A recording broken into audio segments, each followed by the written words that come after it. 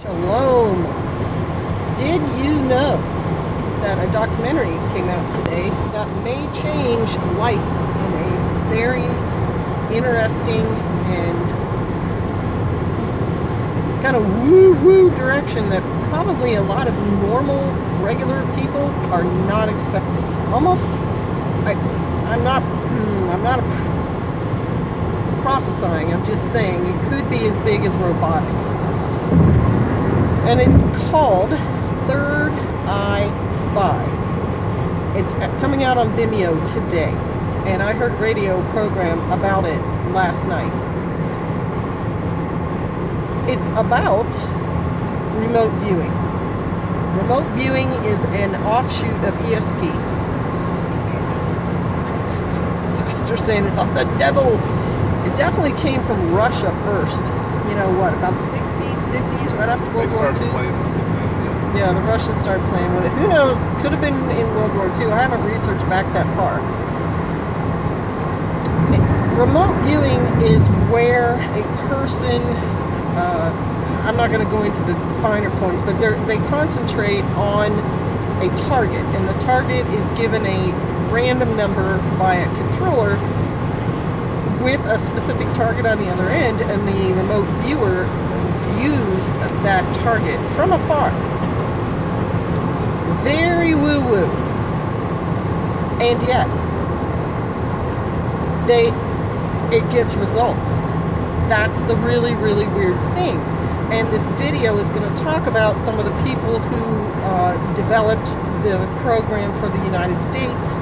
There have already been books, there have been radio shows about different people who are involved in the program. Joe McMoneagle and who else? Can't remember that other guy's name. Just put remote viewing in the Google search. You'll find out. They have seen all sorts of things, and then the person who sees it draws it. And according to the documentary, there was, I think he was an ambassador. He had been captured by the Iraqis or something. I think you're talking about Dozier. I think he was an attaché. And the remote viewer saw him where he was, and then saw about him that he was going to get on a plane and he was going to escape where he was, and that happened. Another thing that was remote viewed was Russian rockets. Is that what you were saying? Submarines. Russian submarines. So just because it works doesn't mean it's good. And Pastor's view on it is, just because it works does not mean it's good. And he tends to think it is satanic. It's akin to witchcraft, right? The whole thing that I see happening, which is why it could change society in a major way, is if people watch the video, you are going to get people who are curious, who are then going to start trying the techniques, and like we've said, it does get results. And so just picture that going out from where it starts. You know, you get some 16-year-old who's been in their room and they're lonely and whatever, and they want to remote view something, so in their mind, you know, they set a target for Hollywood or, you know, some actress's house or something, and then they remote view it. It's almost like having a movie theater in your hand, like a cell phone is for people who have Netflix and Amazon and YouTube, and you can just watch any movie you want. Well, just imagine being able to watch a real-life movie in your head of something. It's just kind of scary, and it's kind of it's exhausting. And then something else they touched on the radio show last night was, and I think it would be truly evil, was remote viewing assassinations. And they said it does not work. But that, well, I don't even want to mention it. I'm not going to mention it. But that just like anything else can be taken off course into an evil or a harmful side, as well as a beneficial side where you use people to help solve crimes or find things that are lost and so on. So yeah, that documentary came out today, The books have been there for a good 10 years.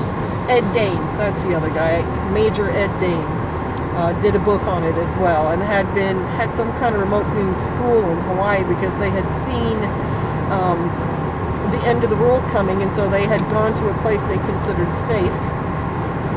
And someone from his school said they saw a dot in the Hale-Bopp comet tail, and that crazy cult in California took that as a sign.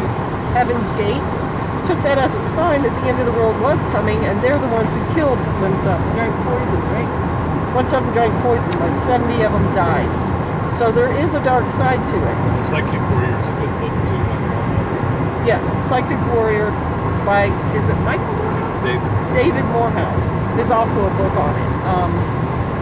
But just like robots, and they're being used to, the people who create them say it'll be great in a earthquake scenario, and you've got people buried underground, we can send robots in. Or if, it's some other dangerous, maybe there's poisonous gas been released and we don't want to put people in to where that is, we can send a robot. Or an explosive situation, we send a robot. That's what they're saying. But what's the flip side of robots? There's some really, really good online show called Black Mirror that has some very good shows about robots and what could be the dark side of robots. Another thing that we, on this trip, it was on the phone, yeah, we researched it. There's this company called Waymo that's run by Google, and they are doing the research into self-driving cars. It's not that a self-driving car is so evil, but what I think is really, really weird is that they drive around and they take video of everything that they see. Cars and neighborhoods and everything else. To me, that's kind of weird. All right. Get your eyes open. Keep watch. Bless you.